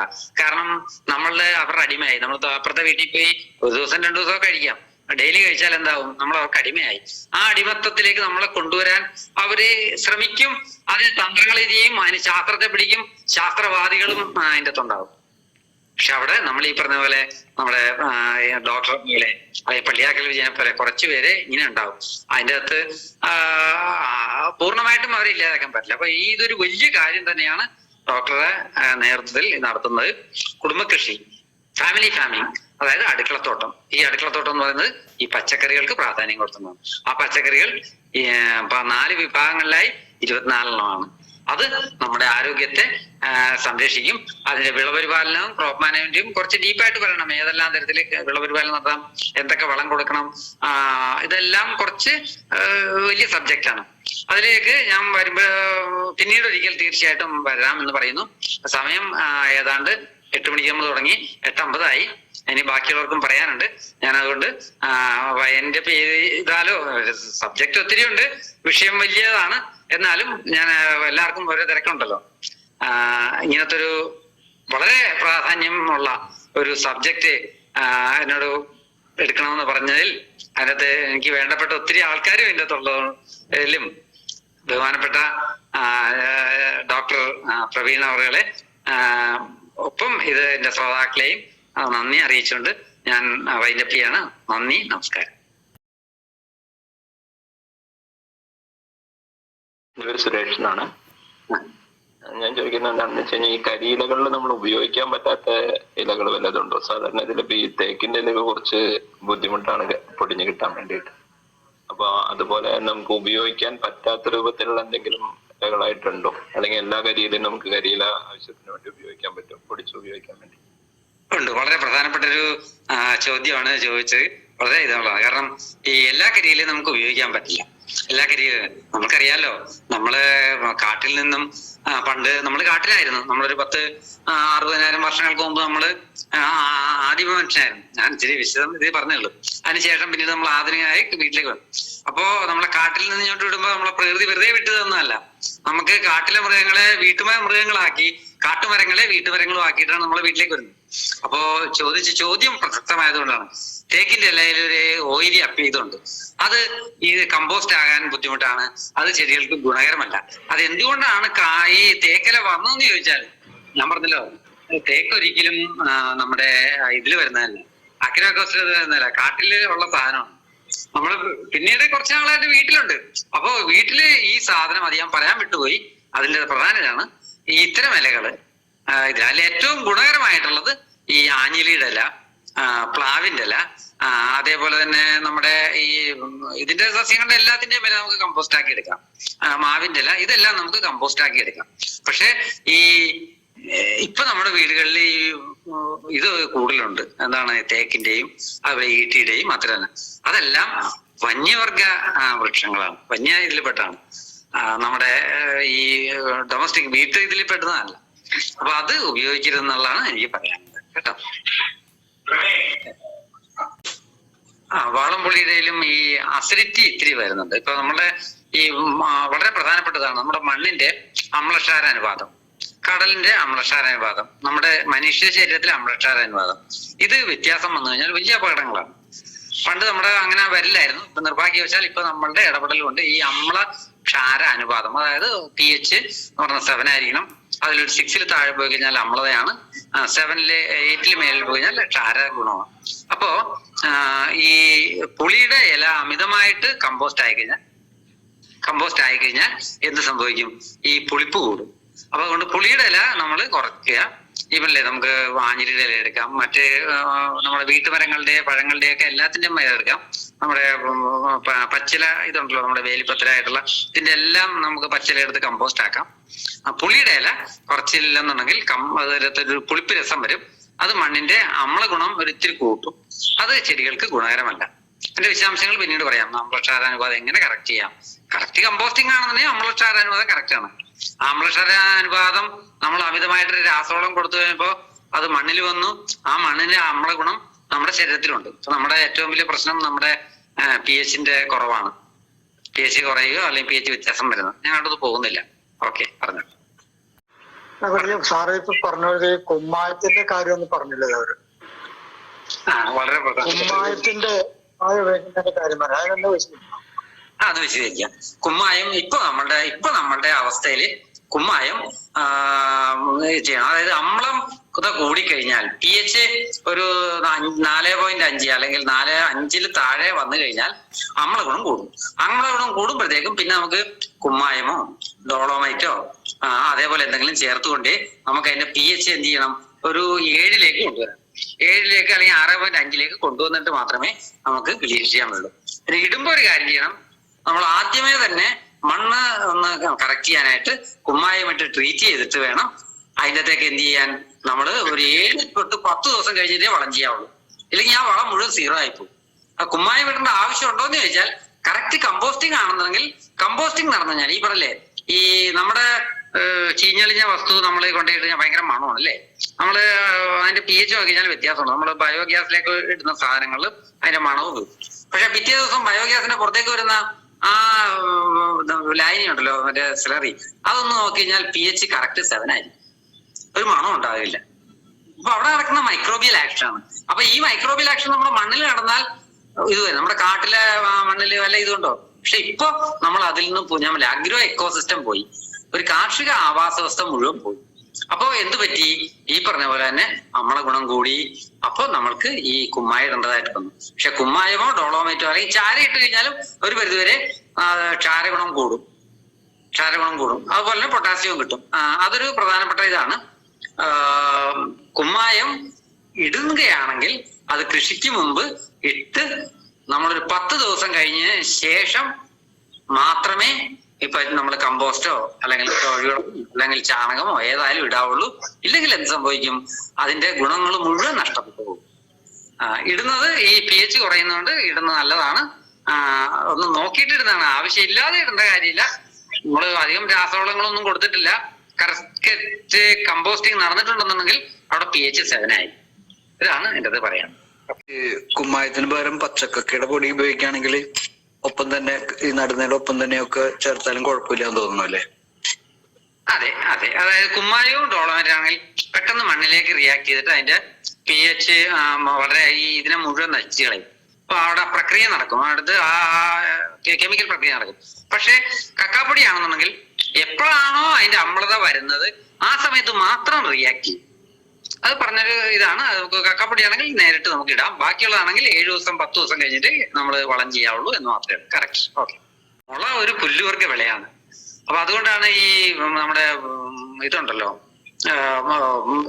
നമ്മുടെ പുല്ല് വർഗത്തിൽപ്പെട്ടതാണ്. അതുപോലെ നമ്മുടെ മില്ലറ്റും പുല്ല് വർഗത്തിൽപ്പെട്ടതാണ്.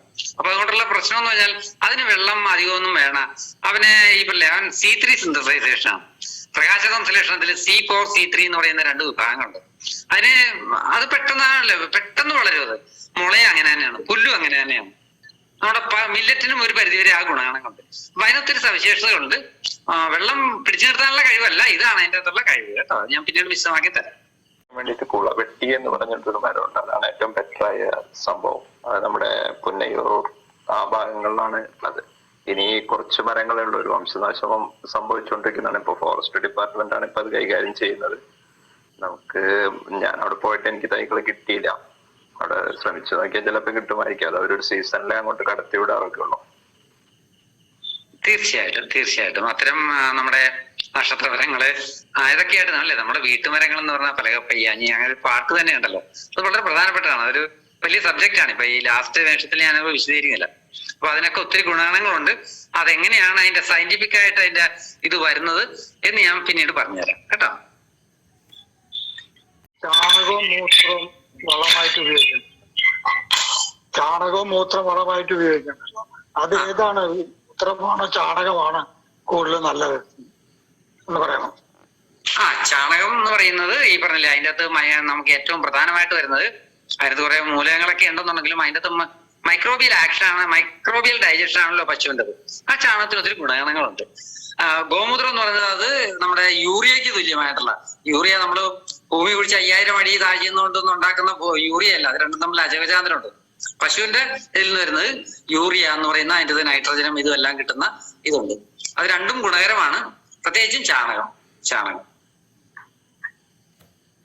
ഞാൻ ഉപയോഗിച്ചിട്ടുള്ള എനിക്കൊരു മനസ്സിലായ ഒരു കാര്യം എന്താണെന്ന് വെച്ച് കഴിഞ്ഞാൽ, ചാണകം നമ്മൾ ഡയറക്റ്റ് എടുത്ത് ഉപയോഗിക്കുമ്പോൾ പുല്ല് കൊടുത്ത് വളർത്തുന്ന ഇത് പുല്ലിന്റെ അംശം വളരെ കൂടുതലാണ്. പുല്ലിന്റെ വിത്തുകൾ സാധാരണ ഇതിൽ അതൊന്നുകിൽ വെള്ളത്തിലിട്ട് കുറച്ച് ദിവസങ്ങൾ അല്ലെങ്കിൽ ഉണക്കിയെടുത്തതിന് ശേഷം ഉപയോഗിക്കുന്നതാണ് ബെറ്റർ. അതെ. അതിനകത്ത് നമുക്കറിയാലോ ഏതൊരു സാധനവും ഡീകമ്പോസ് ചെയ്യുമ്പോൾ ചൂടുണ്ടാവും. ഈ ചാണകം നമ്മളെ ചെടിയില് ചുവട്ടിലേക്ക് ഇട്ട് കഴിഞ്ഞാൽ അവിടെ ഡീകമ്പോസിഷൻ നടക്കും. ഡീകമ്പോസ് ചെയ്യുമ്പോൾ എന്ത് വരും? ഇവിടെ ചൂട് വരും. അപ്പൊ നമ്മൾ കുളത്തിലെ പായല് കയറ്റിയിട്ട് നമ്മൾ വാഴയ്ക്ക് വെച്ചു. ഒരു 3 ദിവസം കഴിയുമ്പോൾ ഒരു അടി കൈവച്ച് നോക്കിയോളൂ. എന്താണ്? നല്ല ചൂട്. എങ്ങനെയാണ് ഈ ചൂട് വരുന്നത്? അവിടെ നടക്കുന്ന ഒരു മൈക്രോബിയൽ ആക്ഷൻ ഉണ്ട്. അവിടെ ചൂട് വരും എന്ന് പറഞ്ഞ പോലെ ചാണകം പച്ചയായിട്ട് ഇട്ട് കഴിഞ്ഞാൽ ഉണ്ടാകുന്ന എന്താണ്? ആ മണ്ണില് കുറെ ഇത് നഷ്ടപ്പെടും. അവിടെ ചൂടുണ്ടാകും. അത് അഴുകൽ ഇതിന് സാധ്യത, അഴുകാനും മറ്റു കാര്യങ്ങൾക്കും ഫംഗൽ ഡിസീസിനും കാരണമാകും. അതുകൊണ്ട് തണലത്ത് വലിഞ്ഞ ചാണകമാണ് ഏറ്റവും തണലത്ത് വലിഞ്ഞ. അതായത് വെയിലത്തിട്ട് കഴിഞ്ഞാൽ അതിന്റെ നൈട്രജൻ ഡീകമ്പോസ് ചെയ്യും. സൂര്യപ്രകാശത്തിൽ നൈട്രജൻ ഡീകമ്പോസ് ചെയ്തു പോകും. അതുകൊണ്ട് നമ്മൾ എന്ത് ചെയ്യണം? ജസ്റ്റ് ഒരു തണലത്തിട്ട് ഒരു 5-6 ദിവസം കഴിഞ്ഞ് വലിഞ്ഞിട്ട് മണ്ണുമായിട്ട് മിക്സ് ചെയ്തിട്ട് വേണം നമ്മൾ ചെടികൾക്ക് കൊടുക്കാൻ എന്നാണ് എനിക്ക് പറയാനുള്ളത്. ഒരു ചോദ്യം, ഒരേ സ്ഥലത്ത് തന്നെ ഒരേ ഇനങ്ങൾ തന്നെ കൃഷി ചെയ്യുമ്പോൾ ഉള്ള പ്രശ്നങ്ങൾ എന്തൊക്കെയാണ്? ഇപ്പൊ ഉദാഹരണത്തിന് എനിക്ക് വെയിൽ കിട്ടുന്ന സ്ഥലം കുറച്ചൊരു സ്ഥലത്ത് മാത്രം വെയിൽ കിട്ടുന്ന സ്ഥലമാണ്. അവിടെ ഞാൻ അടുപ്പിച്ച് ഇപ്പൊ വെണ്ട, തക്കാളി, വഴുതന ഈ തൈകളാണ് നട്ടത്. പക്ഷെ അത് വളരെ വളർച്ച പുലർച്ചെ നിൽക്കുന്ന പോലെ നിൽക്കുകയാണ്.